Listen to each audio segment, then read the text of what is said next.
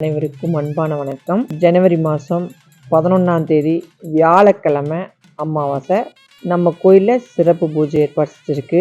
காலையில் 12 மணிக்கு அபிஷேக பூஜை, அலங்கார பூஜை, அருள் வாக்கு, திருவிளையாடல், அன்னதானம் எல்லாம் ஏற்பாடு பண்ணியிருக்கு. அவசியமாக குடும்பத்தோட நம்ம கோயிலுக்கு வாங்க.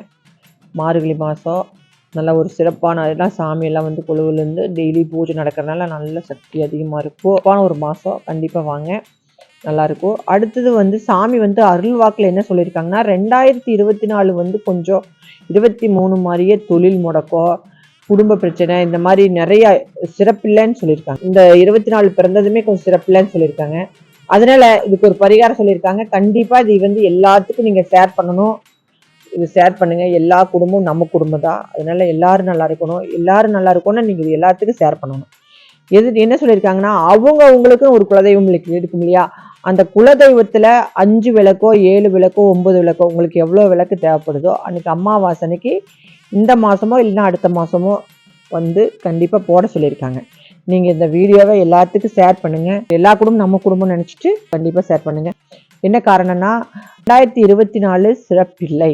அதனால் அது வந்து நிறையா பாதிப்புகள், சேதங்கள், நிறையா பிரச்சனைகள் வரும்னு சாமி அருள்வாக்கில் சொல்லியிருக்காங்க.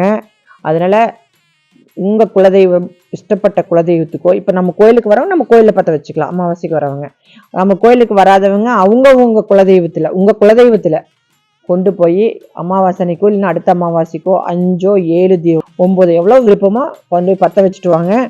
இதை வந்து ஷேர் பண்ணுங்கள். எல்லா குடும்பமும் நல்லா இருக்கட்டும். கண்டிப்பாக ஒரு முறை கருப்பராயன் கோயிலுக்கு வாங்க. உங்கள் வாழ்க்கையில் நல்ல மாற்றம் கிடைக்கும். நல்லாயிருக்கும். நன்றி, வணக்கம். அடுத்த வீடியோவில் உங்களை சந்திக்கிறேன். இதை உங்களுக்கு பிடிச்சிருந்தால் லைக் பண்ணுங்கள், ஷேர் பண்ணுங்கள், கமெண்ட் பண்ணுங்கள், ஏதோ ரிப்ளை பண்ணுங்கள். இது வந்து ஒரு நல்ல விஷயம் சொல்கிறேன். கோயில் விஷயம். இந்த கோயில் வந்து பரம்பரையாக நடக்குது. இங்கே வந்துட்டு போகிறவங்க நிறையா பேர் நல்லா இருக்காங்க. நீங்களும் ஒரு முறை வந்துட்டு போங்க. நல்லது நடக்கட்டும். நன்றி, வணக்கம்.